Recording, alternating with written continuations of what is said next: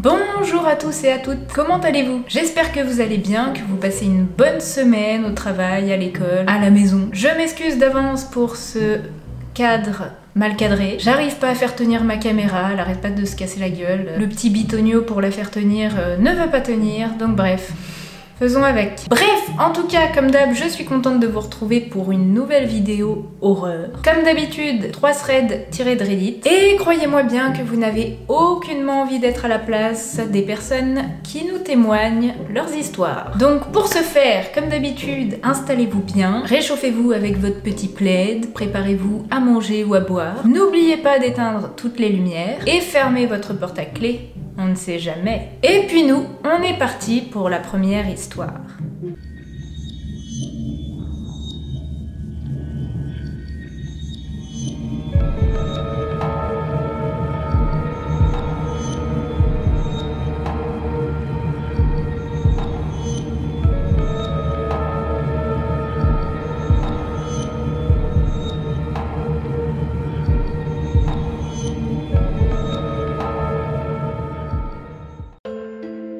Salut tout le monde, je m'appelle Lisa et je me suis dit que je pouvais raconter ici le pire truc qui m'est arrivé. En novembre 2021, c'était les 20 ans de ma meilleure amie. Elle décide de faire une soirée, mais vu qu'elle vit dans un appartement avec sa mère, elle a loué une maison en pleine campagne, à peu près 40 minutes en autoroute de la grande ville. Elle fait toutes les démarches toute seule, elle précise qu'elle a 20 ans, mais elle ne dit pas que c'est pour son anniversaire parce qu'elle s'est déjà mangé plusieurs refus de proprio en mode « bah non, les jeunes vont forcément casser ou faire des bêtises ».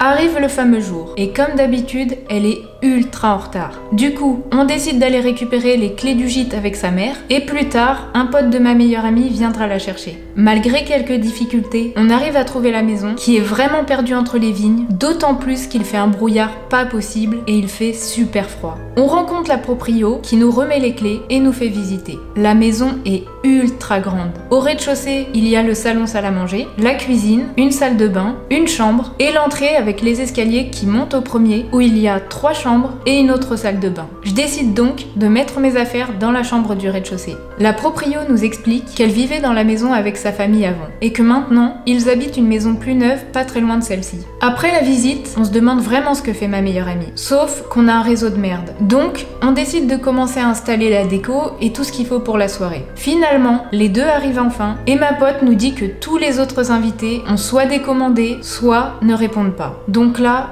gros seum. On se retrouve seulement à 3, avec moi qui est particulièrement fatiguée à cause de certains problèmes de santé. Bref, la mère de ma meilleure amie s'en va donc, et là, on se met bien. Musique, alcool, chips, et de quoi disons fumer pour mes potes. Mais là, je commence à avoir super mal au crâne, et je me dis que le shit doit me monter à la tête. Donc, on décide d'ouvrir la fenêtre au bout de la pièce dans laquelle on est. On ouvre la fenêtre, mais on referme à moitié les volets, et on met bien le crochet. Le temps passe, et à un moment, on commence à avoir faim. Mes deux potes avaient repéré un KFC vers la sortie d'autoroute, à environ 20 minutes, et donc on décide de commander et de manger dans la maison. Sauf qu'on est perdu en plein milieu de la campagne. Et on capte donc que aucun livreur viendra. Donc mes potes décident d'aller chercher le KFC sur place, mais moi je me sens vraiment pas bien. Donc je reste à la maison me reposer un peu, avant qu'ils reviennent avec la nourriture. Avant de me poser, je veux me démaquiller et me changer. Donc je prends mes habits chill dans la chambre du rez-de-chaussée et je monte chercher le démaquillant de ma pote dans une des chambres du haut. Du coup, je me démaquille dans la salle de bain du haut et là, j'entends du bruit en bas, au point de me dire que c'est mes potes qui sont revenus et qu'ils ont oublié un truc. Donc je me mets à les appeler et pas de réponse. Je me dis, allez meuf, tu deviens parano, c'est juste une vieille maison. Donc je redescends et je décide de ranger vite fait le salon pour que ça soit propre quand on mangera. Puis, j'ai un frisson parce que la fenêtre est ouverte. Je me rapproche donc pour la fermer, mais je vois qu'il n'y a plus le crochet. Petite panique intérieure. J'essaye de me rassurer en me disant que en ce moment ça va pas fort dans ma vie, que je suis fatiguée et que le shit doit me faire halluciner et me rendre parano. Au final, c'est même pas moi qui m'ai occupée de la fenêtre. Donc peut-être que j'ai juste mal vu. Bref, après m'être rassurée, je ferme la fenêtre et je retourne vers la table pour la ranger. Mais malgré moi, j'ai toujours ce vieux feeling indescriptible. J'adore les séries policières. Donc je me dis, meuf, envoie un SMS à ta pote pour leur dire de bouger leurs fesses, check toutes les pièces pour en avoir le cœur net, parce que sinon tu vas vraiment pas pouvoir être tranquille. Donc je fais comme si de rien n'était, je chantonne la musique du salon, mais je vais quand même dans la cuisine chercher un couteau, on sait jamais.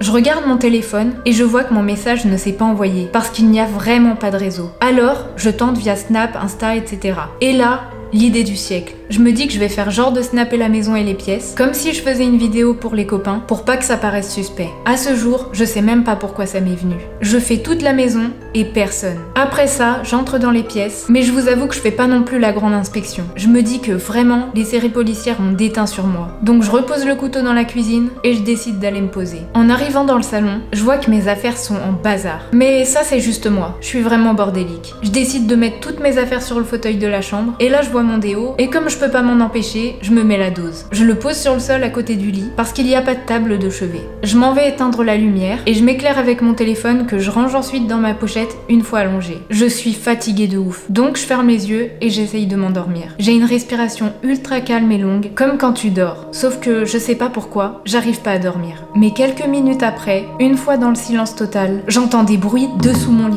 Comme si on tapait sur le sommier pour voir si je réagissais ou pas. Mais moi, je suis paralysée de peur. Je me demande ce que c'est, mais je réagis pas. Et là, c'est la dissociation pour moi. En gros, il y a moi, mon esprit qui est terrifié, et mon corps qui fait les choses tout seul. Ça paraît bête, mais je sais pas comment expliquer. Genre, je commandais rien du tout, mais mon corps se gérait tout seul. Et là, j'entends des bruits de frottement intenses, et je me dis que quelqu'un est en train de sortir de dessous le lit. Et je sens une présence derrière moi. Je suis totalement paralysée de peur, et j'arrive pas du tout à réagir. J'ai envie de vomir tellement j'ai peur. Mon esprit a envie de pleurer, mais mon corps reste stoïque et ne bouge pas d'un poil. Ce moment me paraît une éternité. Puis, j'entends la présence bouger. Je sens que le matelas baisse de son côté, comme s'il mettait son genou dessus. Le gars se rapproche, et je vous jure que dans ma tête, je me disais, ça y est meuf, c'est terminé. J'avais envie de hurler. Et là, je ne sais pas comment, pendant que le gars se rapproche et fait un peu de bruit, ma main chope le déo sur le sol. C'est un truc de fou, parce qu'on dirait que je maîtrisais vraiment pas mon corps. Ma main tenant le déo, mais mon corps restant figé, respiration lente et profonde, alors que moi, dans ma tête, j'avais l'impression d'étouffer. Et là,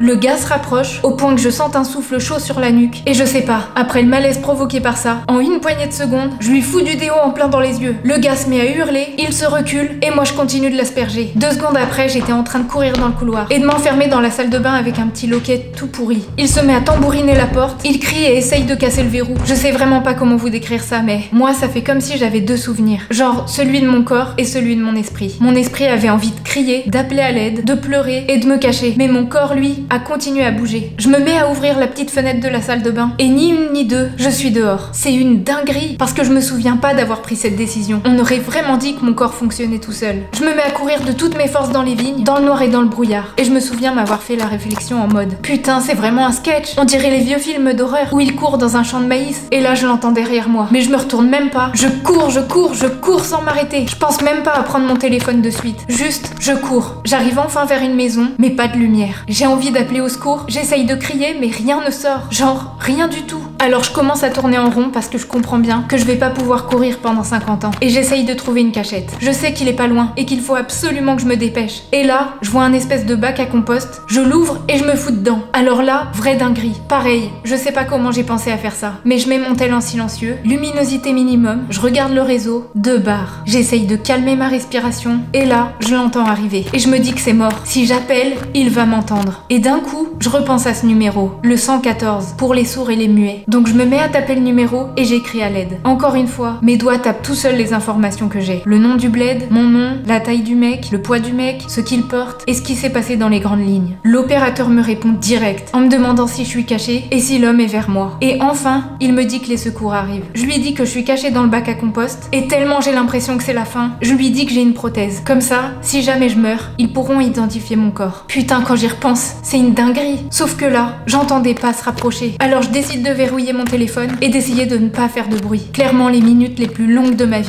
Heureusement, à ce moment-là, j'entends les sirènes pas loin. Et là, le mec se met à hurler. Encore aujourd'hui, je me souviens exactement de l'intonation de son cri. Je continue de ne pas faire de bruit. Je sais vraiment pas ce qui se passe dehors. J'entends des bruits, j'entends des sommations, mais je me dis que c'est pas fini. Que je peux vraiment pas être sûre que ça soit terminé. J'entends encore des cris, puis des pas qui se rapprochent vers moi. Et juste après, j'entends des gens qui m'appellent. Et pourtant, je bouge pas. J'ai vraiment envie de sortir, de me sentir en sécurité. Mais mon corps, lui, reste. Je suis complètement figée de peur. Et quand je sens que c'est terminé pour moi, j'entends des pas se rapprocher vraiment de moi. Quelqu'un fait du bruit sur la trappe et commence à l'ouvrir. Et là, j'ai vraiment l'impression que je vais mourir. Mais quand enfin la trappe s'ouvre, je vois un gendarme. Il me dit que c'est fini et que ça va aller. Aucun son sort de ma bouche. Je pleure même pas. J'attends son but. C'est seulement quand ma meilleure amie arrive et qu'elle me prend dans ses bras que tout est retombé. Je m'écroule par terre et je pleure toutes les larmes de mon corps. C'était vraiment horrible. Finalement, les gendarmes ont fait les constatations. Ils ont pu prendre mon témoignage que le lendemain à l'hôpital et m'ont ensuite donné le fin mot de l'histoire. Le type surveillait la maison.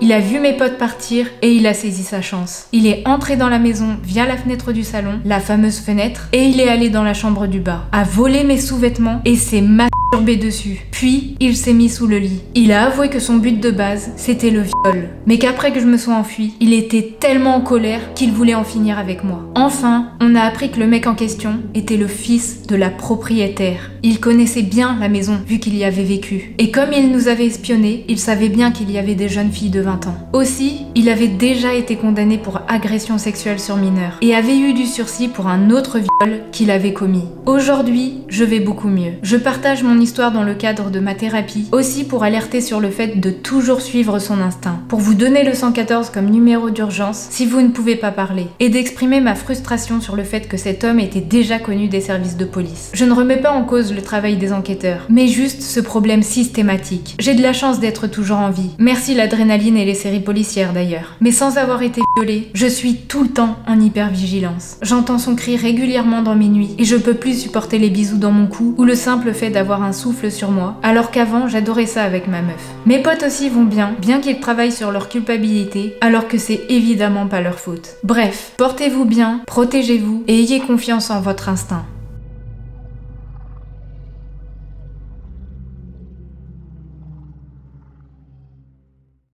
Alors autant des fois je peux vous raconter des threads qui se terminent bien, bon alors là ça s'est bien terminé on va dire, mais je peux vous raconter des threads qui sont plutôt légers ou même au final qui peuvent s'avérer rigolos, mais là pour le coup c'est un sujet bien sérieux et qui n'est pas du tout rare. Donc heureusement la jeune fille s'en est bien sortie, mais voilà, ça la laissera traumatisée peut-être à vie, et au final il n'y a pas de séquelles physiques, mais il y a bien des séquelles psychologiques. En tout cas malgré la peur qu'elle a vécue, elle a très bien réagi, et heureusement qu'elle a eu ce déclic de taper justement le numéro 114, parce que oui du coup le numéro 114 c'est le numéro de police ou de gendarmerie, je sais plus trop bien, pour les sourds et les muets. Donc comme ça, comme l'a vécu cette jeune fille, si vous êtes en danger et que vous pouvez pas parler pour ne pas faire de bruit, vous pouvez taper le 114 et du coup là vous lancez une discussion par message. Bon, nous sur cette note pas très fun, on va continuer sur la deuxième histoire.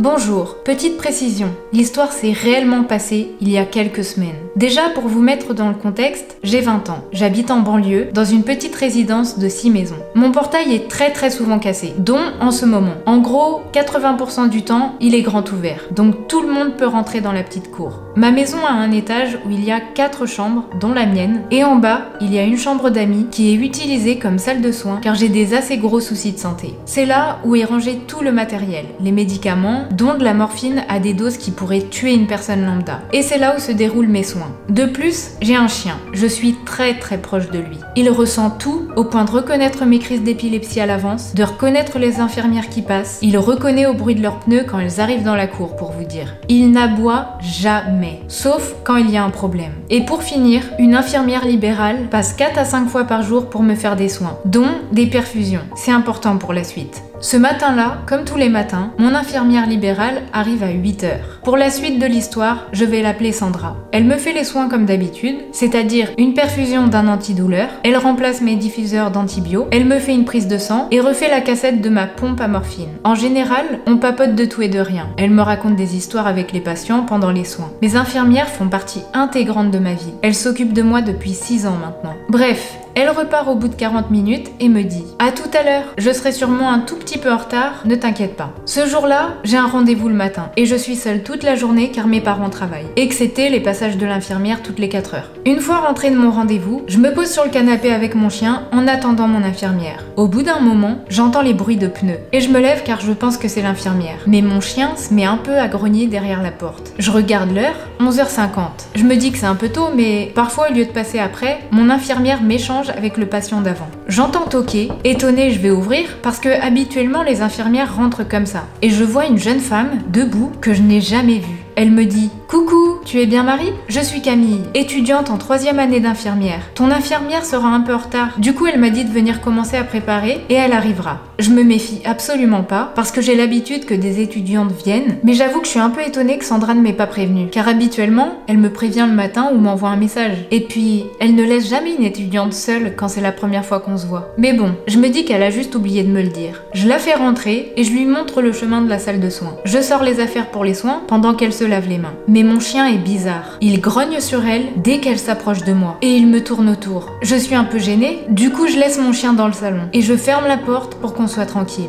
Je fais pas vraiment attention à ce qu'elle fait, je la laisse faire et je suis sur mon tel à ce moment-là. Elle commence à poser la perfusion et prend une seringue. Normalement, on rince mon cathéter central avec une seringue de sérum fille déjà faite. Il faut juste ouvrir l'emballage. Et là, je vois que c'est pas une seringue déjà faite, mais une seringue qu'elle a préparée. Je lève la tête et je vois que les ampoules de mes traitements sont intactes et n'ont pas été ouvertes. Pourtant, j'ai bien entendu le bruit d'ampoules qui se cassent. Je commence à me dire que c'est bizarre. Et là, elle commence à s'approcher de moi pour m'injecter la seringue quand je reçois un message de mon infirmière. J'arrive dans 5 minutes. Est-ce que tu peux commencer à sortir les affaires? Putain, mon sang ne fait qu'un tour. Je me lève et je lui dis je vais aux toilettes, j'arrive. Je cours m'enfermer dans les toilettes du bas et pendant tout ce temps, mon chien aboie et grogne. Et quand j'ouvre la porte, il me suit direct. Donc, on se retrouve à deux dans les toilettes. J'envoie donc un message à mon infirmière. Il y a Camille, ton étudiante, qui est là, t'inquiète. Et elle me répond.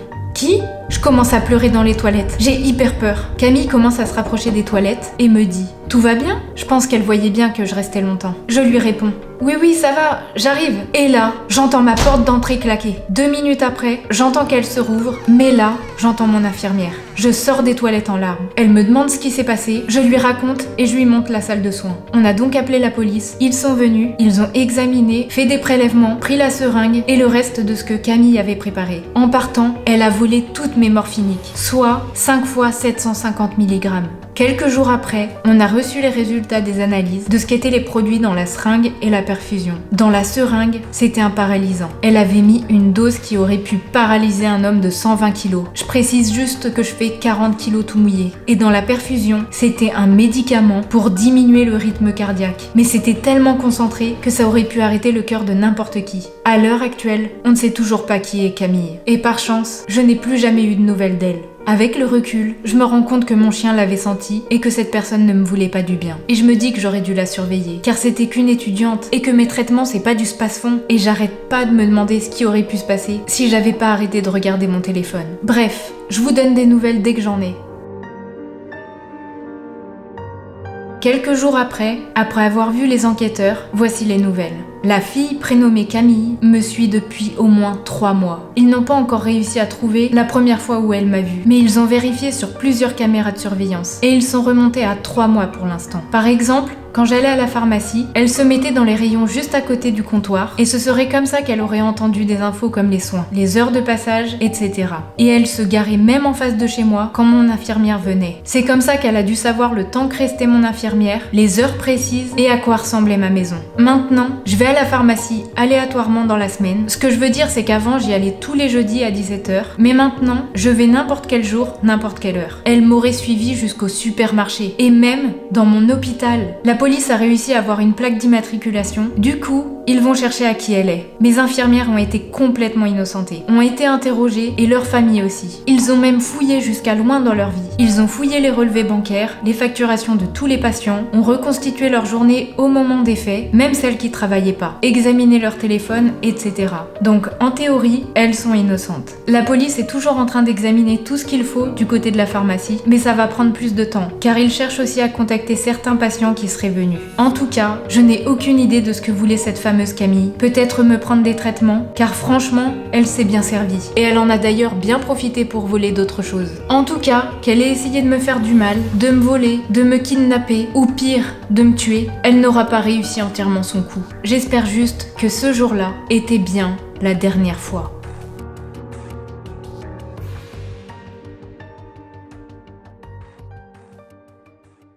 Eh bien, c'est une histoire complètement folle. Je préfère me dire que la fameuse Camille voulait juste lui voler ses médocs, mais j'avoue que faire tout ça et essayer de lui mettre la merde qu'elle a voulu lui mettre dans le sang pour voler des médocs, c'est quand même vraiment un truc de zinzin. Mais après, on sait pas, ça se trouve, alors je sais pas du tout ce que font comme effet ces médicaments, mais admettons que la Camille soit une accro à la drogue par exemple, hein, bah ça m'étonnerait pas au final, parce que quand on est accro à ce genre de choses, je pense qu'on est capable de ce genre de folie. Après ça se trouve c'était une grosse psychopathe qui voulait vraiment faire du mal à la jeune fille, et dans ce cas-là, ouais ça fait hyper flipper. Enfin les deux cas de toute façon font hyper flipper, hein. En tout cas j'ai regardé dans les commentaires si elle nous mettait des updates. Bah, il y a juste celle que je vous ai racontée, mais sinon en soi il n'y a pas eu de nouvelles. Donc tant mieux du coup qu'elle l'ait pas recroisée. Mais après j'avoue que du coup, bah moi à sa place, je serais pas rassurée qu'il n'y ait pas de nouvelles de la police. Enfin, je sais pas s'il n'y a pas de nouvelles, mais en tout cas il n'y a pas d'avancée concrète. Bref, sur cette note très peu fun, mais bon, qui se termine plutôt pas mal, nous on va passer à la troisième et dernière histoire.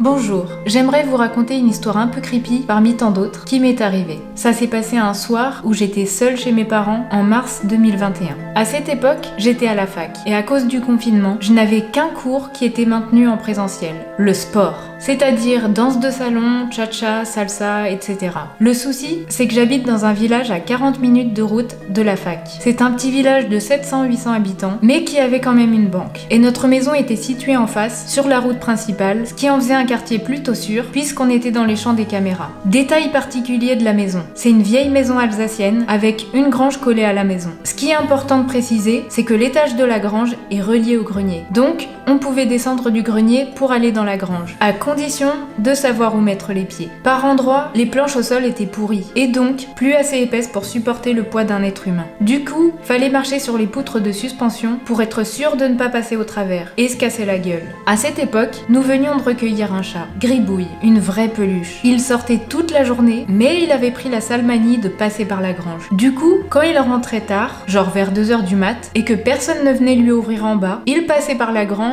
et se mettait à miauler au niveau du conduit de cheminée ou de la porte du grenier pour qu'on lui ouvre. Au bout d'un moment, ça nous a saoulés. Donc on a calfeutré les trous du grenier pour éviter que le chat ne puisse rentrer par le grenier. C'était hyper chiant. On a dû s'y prendre à 3 fois pour y parvenir, car Gribouille est très doué pour se faufiler. 2 mois avant l'incident, la banque de mon village ferme. Du coup, on a eu une hausse de cambriolage dans le village, et en particulier dans mon quartier. Mais on ne s'en occupe pas trop parce qu'on habite sur la route principale. Arrive le jour de l'événement. Je me suis couchée tôt, vers 21h. Il faut savoir que j'ai le sommeil très léger et que le moindre bruit peut me réveiller. Vers minuit, je me réveille. J'ai l'impression d'avoir entendu du bruit, comme quelque chose qui cogne et qui grince. Mais comme je suis dans le brouillard, je me dis que c'est probablement un rêve, ou le chat, et je me rendors. Le temps passe, et 2 jours plus tard, je dois aller au sport. Ayant cours à 18h, il faut que je parte à 17h max pour être à l'heure. Il est 16h50, je suis en speed, et je remonte dans ma chambre pour récupérer mon sac. Et dans ma chambre, j'entends le bruit du bois qui grince dans le grenier. J'écoute, histoire d'être sûre, et effectivement, il y a bien du bruit. Je précise que je suis seule dans la maison. Je réfléchis et je me dis, putain, fais chier. Le chat a trouvé un nouveau passage dans le grenier. Faut que je le fasse rentrer. Je me dirige vers la porte du grenier. Oui,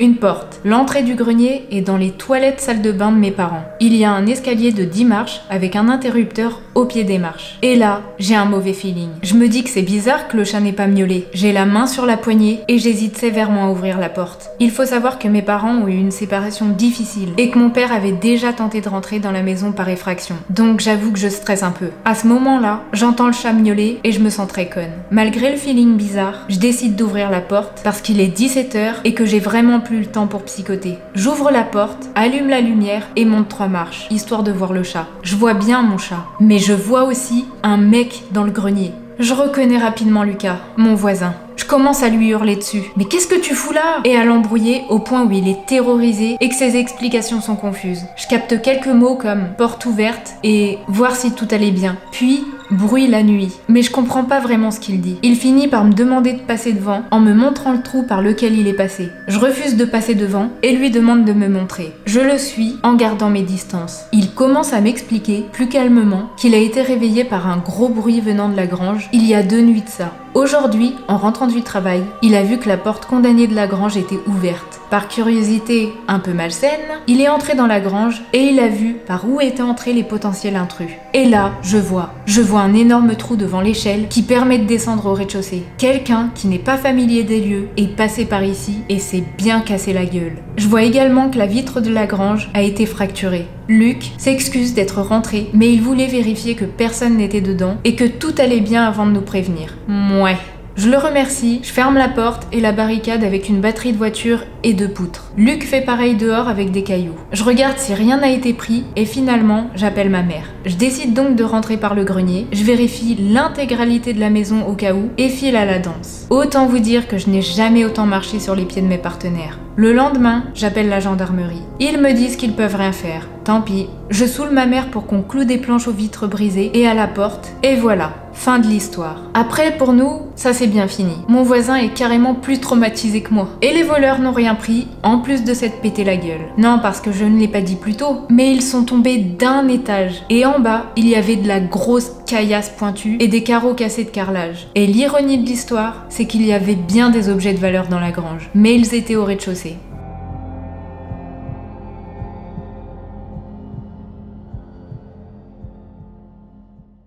Bon et bien aux voleurs de grange et de grenier, faites attention où vous mettez les pieds. Un accident est vite arrivé. En plus ils ont dû vraiment bien sneaker parce que du coup il y avait des gravats et en plus des bouts de carrelage pétés. Ils ont dû littéralement sneaker le dos. Ou autre chose. En tout cas, moi j'ai bien aimé cette histoire, j'ai bien aimé comment elle s'est terminée et j'espère vraiment pour cette jeune fille et sa maman que ils n'auront plus de problèmes de ce genre quoi. En tout cas, eh bien c'est une fin de vidéo, j'espère que vous avez kiffé les histoires, n'hésitez pas à me dire ce que vous en avez pensé en commentaire. Si vous avez kiffé la vidéo, n'hésitez pas à me lâcher un petit like. Et puis moi sur ce, eh bien je vous souhaite une bonne soirée ou une bonne journée selon à quelle heure vous regardez la vidéo. Et je vous dis à plus tard pour une prochaine vidéo. Ciao!